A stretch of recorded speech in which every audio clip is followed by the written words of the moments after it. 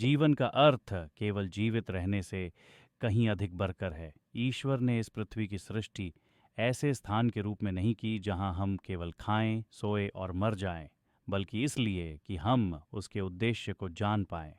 केवल कुछ ही ज्ञानी जन ईश्वर की योजना को देख पाए हैं, परंतु अन्य इतने सारे तो अंधे ही बने बैठे हैं और उस योजना को नहीं देख पाते। जो लोग ईश्वर की योजना से अनजान जीवन जीते हैं, उनके लिए यह पृथ्वी यातना घर बन जाती है।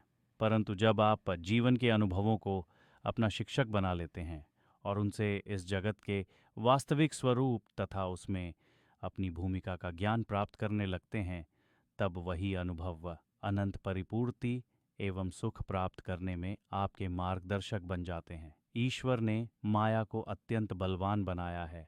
हम सब भ्रमितावस्था में जी रहे हैं। आप सोचते हैं पैसे आने से सुख मिल जाएगा, परंतु जब आपको पैसा मिल जाता है तब आप देखते हैं कि आप तब भी सुखी नहीं हुए हैं। आपके पास पैसा हो सकता है और आपका स्वास्थ्य खो सकता है, या अच्छा स्वास्थ्य हो सकता है और धन खो सकता है, या आपके पास स्वास्थ्य हो सकता है और विपुल धन भी हो सकता है, परंतु लोगों के साथ संबंध खराब हो सकते हैं। आप दूसरों का भला करो तो वही लोग बदले में आपसे घृणा करते हैं। ईश्वर के बिना इस संसार में कुछ भी आपको संतुष्ट नहीं कर पाएगा।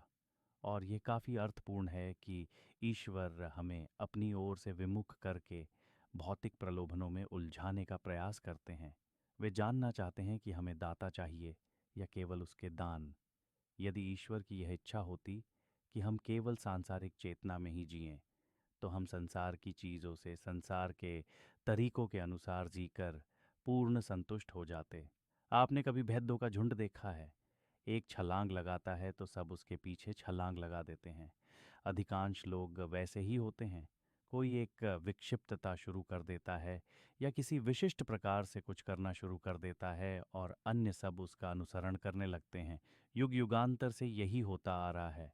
प्रत्येक देश के अपने रीति रिवाज हैं और उन सब को उचित तो नहीं कहा जा सकता, परंतु ये कौन कहे कि किसी विशिष्ट प्रकार का जीवन या प्रथा हास्यास्पद है। इसे परखने का एक तरीका ये है कि इस बात को याद रखा जाए कि सभी रिवाजों के पीछे कोई न कोई कारण था।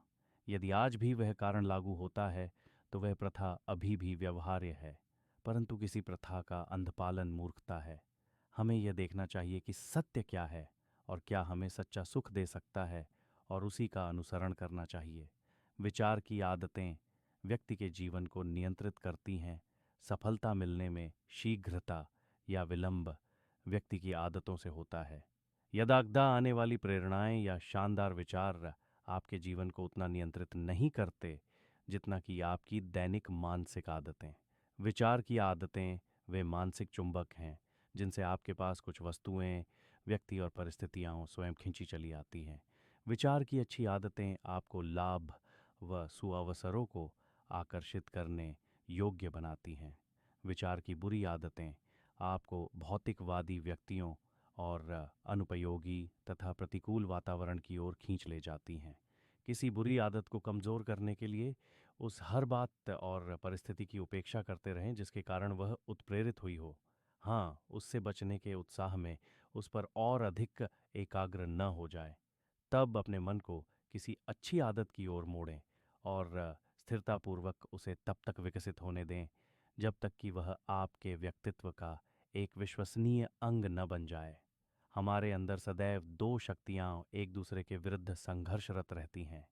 एक शक्ति हमें उन कार्यों को करने के लिए कहती है जो हमें नहीं करने चाहिए, और दूसरी उन कठिन प्रतीत होने वाले कार्यों की ओर प्रेरित करती है जो हमें करने चाहिए। एक बुराई की आवाज़ है और दूसरी भलाई या ईश्वर की। दैनिक जीवन की कठिन शिक्षाओं के माध्यम से कभी कभी आप स्पष्ट रूप से देखेंगे कि बुरी आदतें अंतहीन भौतिक इच्छाओं के वृक्ष का पोषण करती हैं, जबकि अच्छी आदतें आध्यात्मिक आकांक्षाओं के वृक्ष का। आध्यात्मिक वृक्ष को सफलतापूर्वक प्रौढ़ता प्रदान करने में अधिक से अधिक जुटे रहें, ताकि आप किसी दिन आत्म साक्षात्कार रूपी पका फल प्राप्त कर सकें। यदि आप अपने आप को सभी प्रकार की बुरी आदतों से मुक्त करा सकें और इसलिए भलाई में लग जाएं कि आप भला करना चाहते हैं, न कि इसलिए कि बुराई से दुख मिलता है, तब यथार्थ में आप आध्यात्मिक क्षेत्र में प्रगति कर रहे हैं। अपनी बुरी आदतों को त्याग देने पर ही यथार्थ में आप मुक्त मानव की स्थिति प्राप्त करते हैं। जब तक आप एक सच्चे स्वामी बनकर वे काम नहीं करते जो आपको करने चाहिए, भले ही आप उन्हें करना न चाहते हो, तब तक आप एक मुक्त आत्मा नहीं हैं। आत्म संयम की उस शक्ति में ही शाश्वत मुक्ति का बीज निहित है। मैं अब सफलता के अनेक मुख्य तत्वों का उल्लेख कर चुका हूं, जैसे सकारात्मक विचार, क्रियाशील इच्छा शक्ति, आत्मविश्लेषण, पहल करने की शक्ति एवं आत्म संयम। अनेक लोकप्रिय पुस्तकें इनमें से एक या अधिक पर बल देती हैं, लेकिन उनके पीछे जो दैवी शक्ति है उसे श्रेय देना भूल जाती हैं। सफलता आकर्षित करने का अति महत्वपूर्ण तत्व है दैवी इच्छा से अंतर संपर्क। दैवी इच्छा वह शक्ति है जो विश्व एवं उसके प्रत्येक पदार्थ को गति प्रदान करती है। यह ईश्वरीय इच्छा ही थी जिसने सितारों को अंतरिक्ष में उछाला। यह उसकी ही इच्छा है जो नक्षत्रों को उनकी कक्षा में स्थित रखती है और जो सभी जीवों के उद्भव, विकास और विनाश चक्रों को निर्देशित करती है।